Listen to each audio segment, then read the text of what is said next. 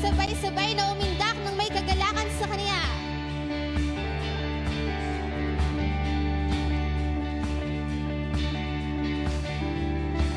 Sumayaw sa galak ang lahat ng nilikha ni Yahweh.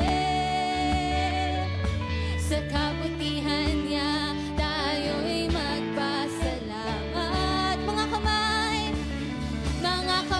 itaas, tumundag ng mataas, sa galak ay sumayaw.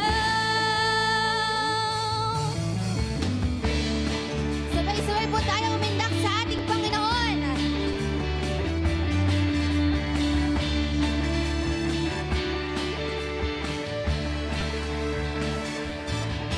Sumayaw sa galak